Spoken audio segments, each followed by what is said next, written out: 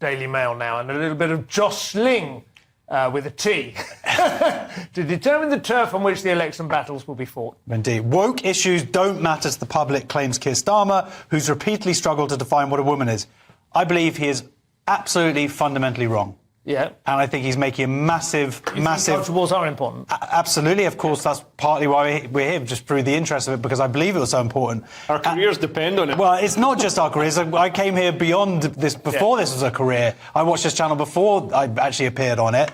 And I think he's making a fundamental tactical mistake because they did do well, and I'm glad that they did. Yeah. It was despite those issues. Yeah. And because it's more that the Tories have just been arguably so terrible over the last however many years that's why Labour's done well. But for him to sort of go, he's sort of going, no, don't worry about all that. People care about the NHS. He's wrong. People do care about the NHS. They do care about cost of living, but they really also care about this stuff. And the more that comes out, the more mad stuff that we've seen over these last years, people do actually care about it. And it affects the NHS as well. Obviously, if you've got the NHS transitioning children from the age of 9, giving them drugs and hormones, I mean, that's an NHS issue. Yeah, absolutely. Especially when, as well, he's trying to convince us that, the Labour Party are going to come in and sort out the economy and so on, which is what all that other stuff is based on.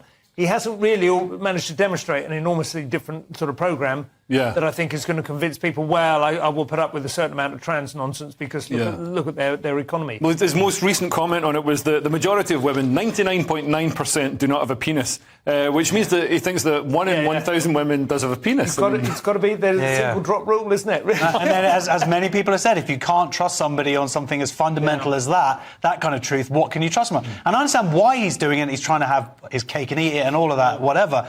But he has to take a stand on these issues.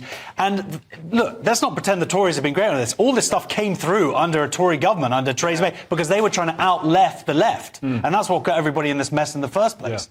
The irony is that, I mean, you almost wonder whether it isn't like a secret operation by the right wing, the things they've managed to drip into the public consciousness. I mean, maybe the newspapers, to some extent, it has been, but they completely failed and fumbled it.